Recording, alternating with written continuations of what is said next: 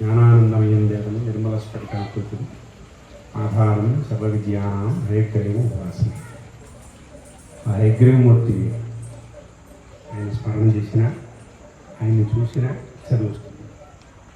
అయితే మా అమ్మగారు చెప్పారు, ఇక్కడ రెసిడెన్స్ కాలేజీ పిల్లలు ఉన్నారో వాళ్ళందరూ చాలా డిసిప్లిన్గా ఉన్నారండి. నేను ఒక 15 నిమిషాల నుంచి అక్కడే కూర్చున్నానమ్మా. నిజంగా మీరు చెప్పింది 100%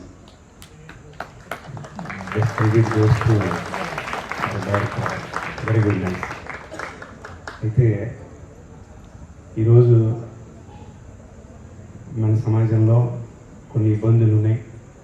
అది కూడా 16 నుంచి 21 సంవత్సరాల వయసు ఉన్న పిల్లల్ని టార్గెట్ చేసి వాళ్ళే కొన్ని బిజినెస్లకి మూలం. అది వేల కోట్లు కాదు, లక్షల కోట్లు కాదు, ట్రిలియన్స్ బిజినెస్ నడుస్తోంది. ఇది ఇప్పటిది కాదు, 1900 సంవత్సరం నుంచే మొదలైంది. మీకు తెలియదు, పాత రోజుల్లో కొన్ని సినిమాల్లో కొన్ని కటౌట్లు మా తెలంగాణను చూసాం. సిగరెట్ తాగితే బలం వస్తుందని కటౌట్లు వచ్చింది. అప్పుడు మా అదృష్టం ఏమిటంటే పెద్దవాళ్ళు ఇంట్లో ఉన్నారు, వాళ్ళు చెప్పారు, రే ఇది తప్పురా, అది అబద్ధం రా.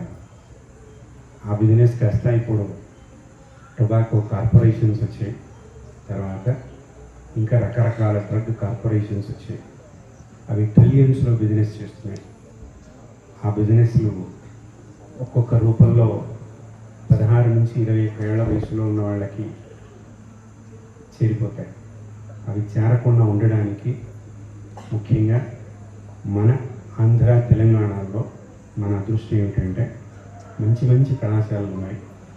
పిల్లల్ని ఇంకో డైరెక్షన్లో వెళ్ళకుండా పూర్తిగా చదువు పైన పెట్టి, నిజం కొంచెం ఆటపాటలకి సమయం తగ్గుతుంది, కానీ ఇంటర్మీడియట్ వయసులో ఒళ్ళు దగ్గరెట్టుకుని, మళ్ళా చెప్తున్నా, ఒళ్ళు దగ్గరెట్టుకుని చదువుకున్న ప్రతి వాళ్ళు బాగున్నారు. చిన్న చిన్న ఎంప్లాయీస్ కొడుకులు కూడా కోట్లు సంపాదిస్తున్నారు. ఓన్లీ చదువు ఒక్కటే దీనికి మందు.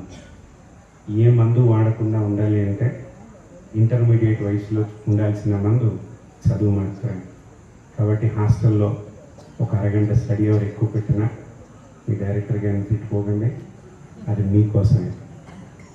రాబోయే కాంపిటీషన్స్లో మీ అందరికీ తెలుసని అనుకుంటున్నా, పాత రోజుల్లో ఇన్ ద సెన్స్ 1997 వరకు మేము తయారు చేసినటువంటి ఐఐటి పిల్లలందరూ మా దగ్గరకు వచ్చి చెప్పేవాడు, సార్ మేము ఐఐటి ఖరగ్పూర్లో ఉన్నాం, మాకు సరైన భోజనం ఉండట్లా, వాళ్ళు ఏదో రొట్టెలు అవి ఇవి తింటారు కదా, మనకు కావాల్సిన ఇడ్లీ వడ దొరికి రావడం.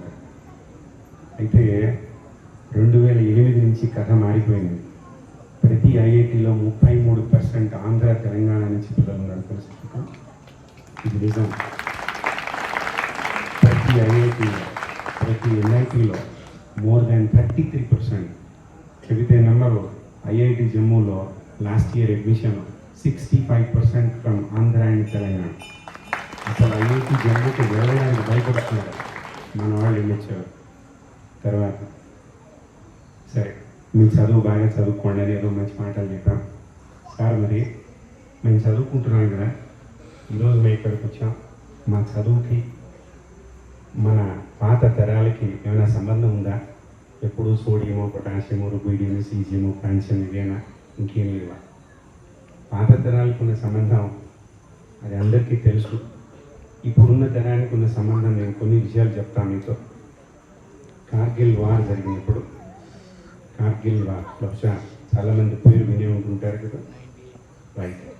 కార్గిల్ వార్ జరిగినప్పుడు బహుశా మీకు ఇంకా అప్పటికి జ్ఞానం తెలియదు, కానీ ఆ పేరు తెలుసు అందరికీ.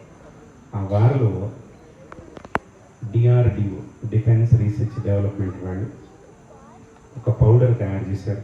అందులో లాక్టోజ్ కంటెంట్ని 17% పెట్టి స్టార్చ్ కంటెంట్ని తగ్గించి ఫుడ్ ప్రిపేర్ చేసి ఇచ్చారు. ఆ ఫుడ్ తింటే 2.5 రోజుల దాకా ఆకలి వేయదు, మంచినీళ్ళు తాగితే చాలు.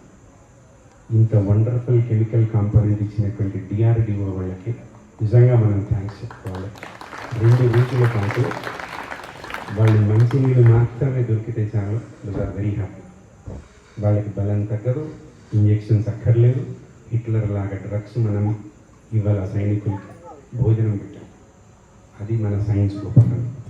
ఇంకొక విషయం, అదే కార్గిల్ వార్లో ఇంటర్మీడియట్ పాఠాలు జాగ్రత్తగా విన్నటువంటి పిల్లడు, ఆయన పేరు ముఖేష్ శర్మ. అంబానీ గారు కాదంటే ముఖేష్ శర్మ. ఆయన సైంటిస్టే. ఆయన తయారు చేసినటువంటి ఒక కెమికల్ కాంపోనెంట్ మన ఫోటో ఎలక్ట్రిక్ ఎఫెక్ట్కి సంబంధించిన. బహుశా ఇక్కడ ఉన్న వాళ్ళందరికీ అటామిక్ స్ట్రక్చర్ అయిపోయిందా పిల్లలు? అయిపోయిందన్న వాళ్ళు చేయొద్దంతా. Nice response, very good. ఇది రెజనెన్స్ అంటే రైట్. అయితే అటామిక్ స్ట్రక్చర్లో ఒక మెటల్ షీట్కి లైట్ రేడియేషన్ ఇంపైన్ అయితే, whenever a particular light radiation impines on a metal, electron emission takes place by absorbing photon. Light radiation a photon ante there is a chance of electron emission. ఈ ఒకే ఒక కాన్సెప్ట్ని base చేసుకుని caesium bombs తయారు చేసి ఇచ్చారు వాళ్ళు, DRDO వాళ్ళే. Instant preparation. ఆ సీజియం బాంబ్స్ ఏంటంటే బోర్డర్లో ఉన్నప్పుడు మనలాగా ఇంటర్నెట్, నెట్, లైటింగ్ ఇవేవి ఉండవు. వాళ్ళు ఓన్లీ టార్చ్ లైట్లు పట్టుకొని పోవాలి. భోజనం ఎప్పుడు వస్తుందో, నీళ్ళు ఎప్పుడు వస్తాయో తెలియదు. అలాంటి సందర్భంలో ఏదైనా అర్ధరాత్రి పూటో 2కో 2:30కో మన ఎదురుగా ఉన్నటువంటి ప్రత్యర్థులు ఆల్ ఆఫ్ సడన్ వాళ్ళ బాంబ్ బ్లాస్టింగ్ కనుక స్టార్ట్ చేస్తే, మన దగ్గర ఎలాంటి అవకాశం లేకపోతే అక్కడ ఉన్నటువంటి సైనికులందరికీ మీరు పని చేయండి అని ట్రైనింగ్ ఇచ్చి పంపించాం. అలా చేసిన వాళ్ళలో 13 మంది ఉన్నారు కూడా. కార్గిల్ వార్లోనే వాళ్ళందరూ చనిపోయారు. కానీ మన బోర్డర్ ప్రొటెక్ట్ అయ్యింది. అసలు వాళ్ళు ఏం చేశారయ్యా అంటే, మీ ఫోటో ఎలక్ట్రిక్ ఎఫెక్ట్ ఏమారు caesium metal, most favourite metal for chemistry student, because it is the best electro positive metal. వాడిని మించిన ఎలక్ట్రో పాజిటివ్ నేచర్ ఎవరికి లేదు. Best electro positive non radioactive metal ఈ caesium.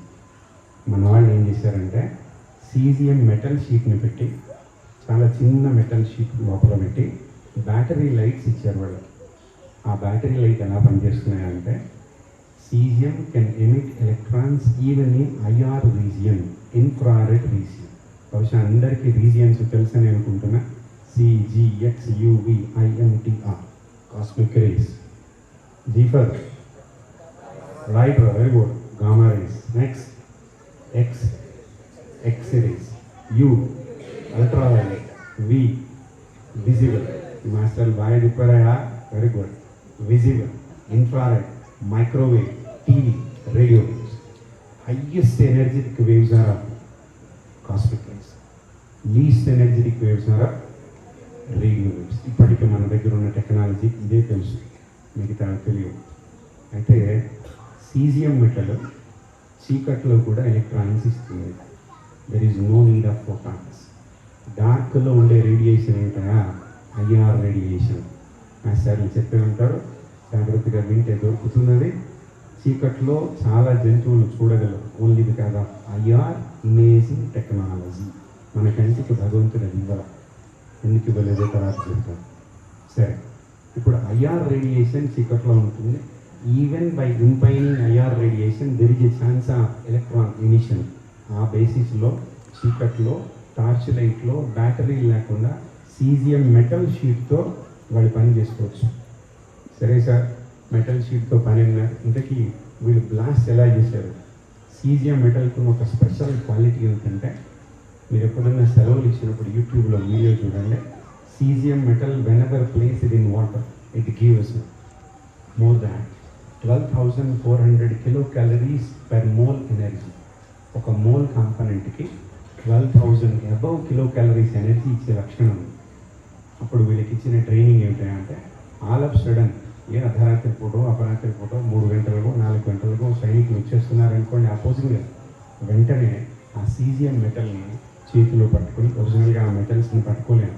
All alkali metals you should be stored under very గుడ్గా kerosene. Non polar సాల్వెంట్లోనే పెట్టాలి, water తగలకూడదు. All of sudden water add అయితే ఎక్స్ప్లోషన్ వస్తుంది. ఈ సైనికులకి ఇచ్చిన ట్రైనింగ్ ఏంటంటే, నీ జీవితంలో నువ్వు చేయగలిగే సేవ ఏమిటిగా భారతదేశానికి అంటే, ఆల్ ఆఫ్ సడన్ వాళ్ళు వస్తే ఆ మెటల్ని నీ చేతిలోకి తీసుకొని నీ ఎడం చేతిలో ఉన్న ఏదైనా ఒక ప్లాస్టిక్ వెసల్ నుంచి నీళ్లు తీసుకుని ఏదో చేతిలో తీర్థం పోసినట్టుగా నీళ్లు పోసుకొని వచ్చేటటువంటి ఏ బంకర్ కాంపోనెంట్ ఉన్నా లేకపోతే ఏ హెవీ కాంపోనెంట్ వస్తూ ఉన్నా వాటి కిందకి వెళ్ళి నువ్వు పడుకోవాలి. మొత్తం బ్లాస్ట్ అయిపోతుంది. సుమారుగా 12 మీటర్ల దాకా బ్లాస్టింగ్ ఉంది. ఇది సీజియం మెటల్. ఈ మెటల్ వెపన్ని తయారు చేయడానికి ఆయనకు ఉపయోగపడినటువంటి ఒకే ఒక నాలెడ్జ్ ఏంటంటే ఇంటర్మీడియట్లో ఆయన చదువుకున్నటువంటి alkali metals and periodic table lesson. కాబట్టి మీరు చదువుకునే లెసన్ ఎప్పుడు ఎలా ఉపయోగపడుతుందో, మీలో ఎంత దమ్మున్నటువంటి సైంటిస్ట్ వస్తారో అవన్నీ మా ఊహలు, మా expectations. India is expecting much from you guys. మీరందరూ బాగా చదువుకుని భారతదేశానికి మంచి పేరు తేవాలి. ట్రంప్ కాదు, వాడి ఫాదర్ వచ్చినా మనల్ని ఏం చేయలేడని పూజ. అయితే